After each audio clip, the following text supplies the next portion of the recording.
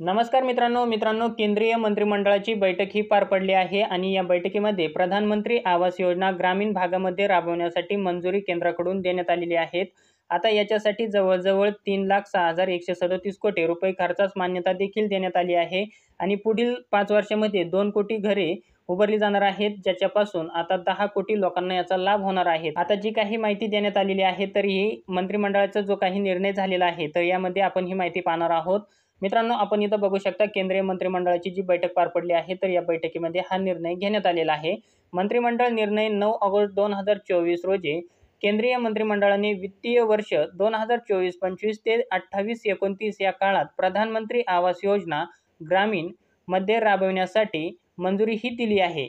आता मित्रांनो, यामध्ये जवळजवळ आता एकूण खर्च 3,06,137 कोटी रुपये खर्चास मान्यता देण्यात आली आहे। तसेच पुढच्या 5 वर्षात आणखी 2 कोटी घरे उभारली जातील, ज्याचा सुमारे 10 कोटी लोकांना लाभ होईल। म्हणजे आता पुढच्या 5 वर्षांमध्ये 2 कोटी घरे आणखी उभारली जाणार आहेत। यापासून आता जवळजवळ 10 कोटी लोकांना याचा फायदा होणार आहे। आता पात्र कुटुंबे ग्रामीण भागामधील ओळखण्यासाठी मॉडिफाईड एक्सक्लुजन निकषाचा वापर करून घरे अधिक सूची अद्ययावत केली जाईल। आता यामध्ये काही मॉडिफाईड केले जाणार आहेत आणि यामध्ये आपण बघू शकता मंत्रिमंडळाचा जो निर्णय झालेला आहे केंद्रीय मंत्रिमंडळाचा, तर यामध्ये आता 2024-25 ते 2028-29 या काळात आणखीन 2 कोटी घरे उभारली जाणार आहेत। यासाठी 3,06,137 कोटी खर्चास मान्यता देखील देण्यात आलेली आहे। तर मित्रांनो, तुम्हाला हा छोटासा व्हिडिओ आवडला असेल तर चॅनलला लाईक, शेअर, सबस्क्राईब नक्की करा। पुन्हा भेटूया अशाच एका नवीन माहितीसह नवीन व्हिडिओमध्ये।